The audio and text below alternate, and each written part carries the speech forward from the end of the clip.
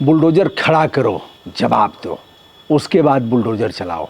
मनमानी ढंग से चलेगा तुम्हारा बुलडोजर, यह देश और प्रदेश संविधान से चलेगा, कानून से चलेगा, उसके ऊपर है क्या तुम्हारा बुलडोजर। घर की एक ईंट रखने में बरसों बरसों लग जाते हैं। इतनी मेहनत के बाद छोटा सा आशियाना व्यक्ति अपने पूरे जीवन में तैयार कर पाता है और तुम उसे कुछ देर में ही जमींदोज कर दोगे। इस प्रकार की तल्ख टिप्पणी किसी और ने नहीं बल्कि इलाहाबाद उच्च न्यायालय के मुख्य न्यायाधीश सहित 2 जजों की खंडपीठ ने किया है। अधिकारियों की क्लास लगा दिया, डांटा, पसीने पसीने हो गए। ऐसा तो नहीं है कि बुलडोजर कहाँ कहाँ चल रहा है, कैसे कैसे चल रहा है, घटना के कितने देर बाद कोई घटना हुई तो उसके तुरंत बाद पहुंच गया, कुछ देर बाद पहुंच गया, नोटिस भेजी गई, प्रकरण की जांच की गई नहीं की गई, ज़मीन कैसी है, भवन कैसा है, चला दो, नेस्त नाबूद कर दो। बुलडोजर कानूनी प्रक्रिया का पालन करते हुए चलेगा। हाईकोर्ट मामले को लगातार देख रहा है और उसके संज्ञान में ऐसे मामले समाचार पत्र, टेलीविज़न और सोशल मीडिया के माध्यम से आ रहे हैं, जिसका परिणाम हुआ कि मुख्य न्यायाधीश ने जिम्मेदार अधिकारियों की क्लास लगा दिया। अब बताते हैं मामला क्या है। प्रयागराज स्थित झूसी में अधिवक्ता अभिषेक यादव के मकान को तोड़े जाने के मामले की सुनवाई उच्च न्यायालय में चल रही थी।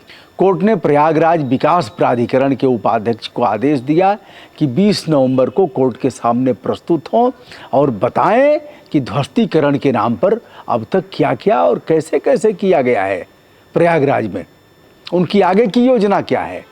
मुख्य न्यायाधीश प्रीतिंकर दिवाकर और जस्टिस आशुतोष श्रीवास्तव की खंडपीठ हाईकोर्ट के अधिवक्ता अभिषेक यादव के झूसी स्थित मकान को ध्वस्त करने के खिलाफ मामले की सुनवाई कर रही थी। कोर्ट में प्रयागराज विकास प्राधिकरण के अधिकारी संजय उपाध्याय उपस्थित हुए। जब बुलडोजर पहुंचा तो अधिवक्ता के परिवार वालों ने कहा, सर यह मामला उच्च न्यायालय में है, हमने मुकदमा किया है सर, यह देख लीजिए, और सर कल सुनवाई भी है। लेकिन इसका ध्यान नहीं दिया गया, उसे सुना नहीं गया, उनकी बात को नज़रअंदाज कर दिया गया। बुलडोजर है तो चलेगा, और फोर्स थी ही, अधिकारी थे ही, कहे कि चलाओ बुलडोजर। विकास प्राधिकरण को पार्टी उसमें बनाया गया और कहा गया तो उन लोगों ने नहीं सुना। कोर्ट ने कहा कि ऐसे कैसे हो सकता है कि पीड़ित पक्ष जिसके घर के सामने बुलडोजर खड़ा हो, बुलडोजर आप चलवाने जा रहे हो और वो यह नहीं बताएगा कि मामला कोर्ट में है और आपको अभिलेख नहीं दिखाएगा, ऐसे कैसे माना जा सकता है।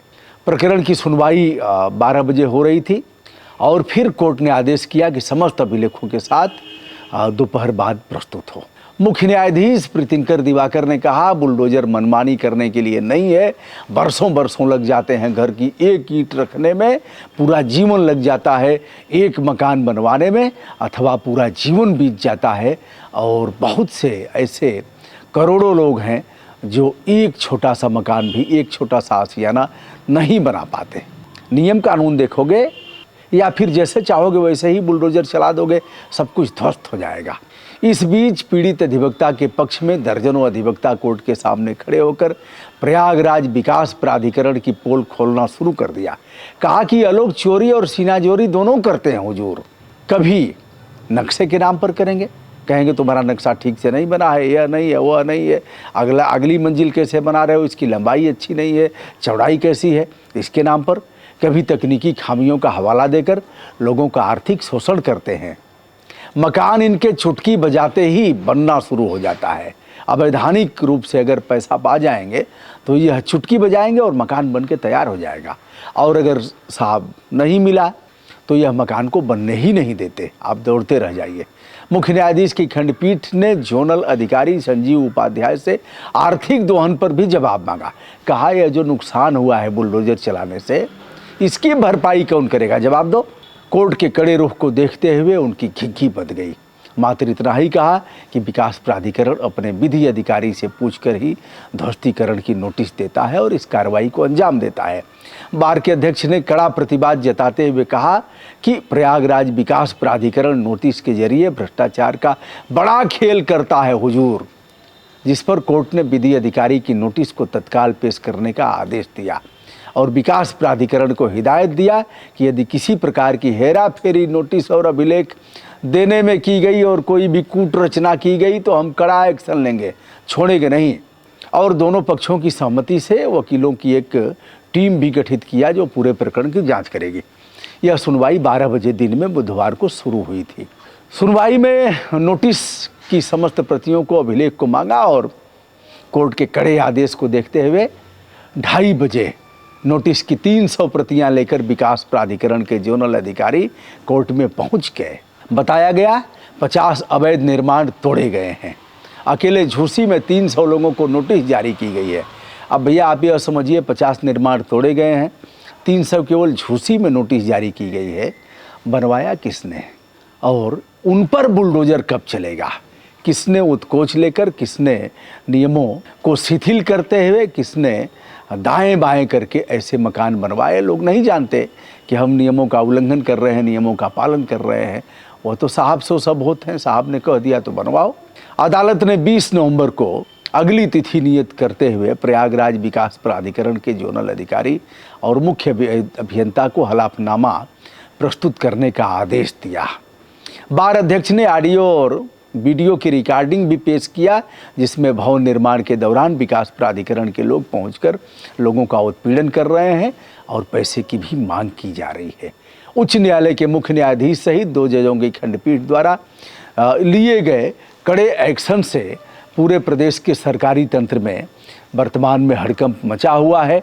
और यह केवल विकास प्राधिकरण प्रयागराज का मामला नहीं है, यह पूरे प्रदेश का है, समस्त तहसीलों का है। जहाँ कुछ हुआ बुलडोजर चला दो। कोर्ट में तो केस चलेगा, बुलडोजर चलना भी चाहिए, लेकिन युक्त निर्णय लेने के बाद, समस्त रूप से पीड़ित परिवार को अवसर देने के बाद चलाओ ना बुलडोजर। और ऐसे अगर भवन हैं तो कोई ज़रूरी है कि बुलडोजर चला करके तोड़ दिया जाएगा? उस पर थाना खुलवाइए, तहसील खुलवाइए, उसमें पुलिस चौकियां स्थापित हों, बच्चों के स्कूल हों, चिकित्सालय हों। ऐसे कुछ किया जा सकता है, आवासीय परिसर बनाया जा सकता है। आपके भवन तो अधिकांश जर्जर हैं, टपक रहे हैं। विकास भवन प्रदेशों का देख लीजिए। तो ऐसे कार्यालय क्यों नहीं खुलवाते हैं? जब आपकी ज़मीन है, आपका सब कुछ है, तो ज़रूरी है कि आप उसे तोड़ेंगे? अब चल रहा है भैया, प्रचलन है। तो दोस्तों, ना काहू से दोस्ती, ना काहू से बैर। मैं हूं ब्रजभूषण दुबे। आदरपूर्वक हमारा प्रणाम स्वीकार करें।